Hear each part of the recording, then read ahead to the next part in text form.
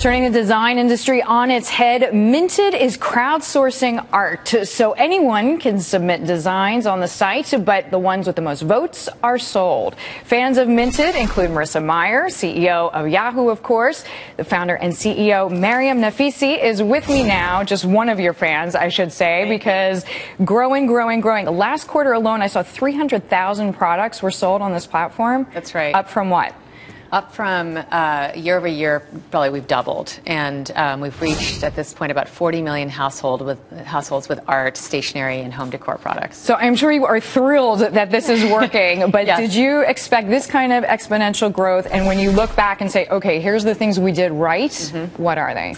I think that we are surprised by how many talented creative geniuses there are out in the universe that we can use the internet to connect to consumers that we as consumers don't have access to.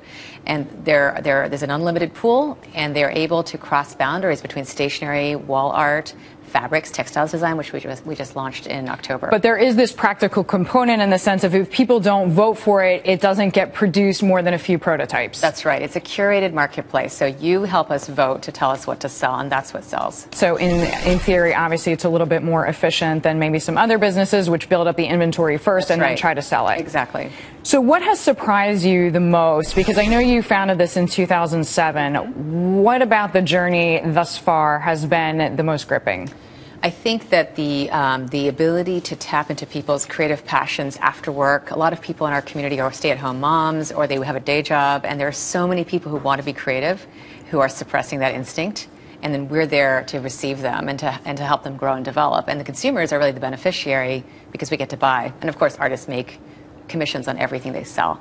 So there's this huge number of creatives. That it's empowerment for creatives. Creative people. That's and right. It's a little bit more democratic in the sense that an artist doesn't need some big brand or patron of one sort or another to fund they them. They don't need to have business skills particularly, or to know how to manufacture anything, because we make everything for them.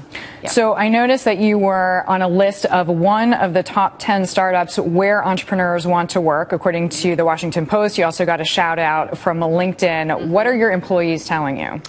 I think that they're excited about the mission. It's a mission-based company, so we're pretty fortunate. I think people especially in the millennial generation, really helping other people become empowered and find their mission in life. So that helps us attract a lot of people. It's a little bit of a larger vision. Exactly. Speaking of which, you are in some cases a rare bird, being a CEO in Silicon Valley, being a woman. I don't know if you saw the Newsweek paper or the magazine cover. What did you make of that? What did you make of the story? Well, it's a little bit, I operate in my own world, in that I've built a company in a world that I want to live in. So I think that it is very possible for women, this is my second time around building a company, to build a successful market-dominant company, and many of our executive team are women too.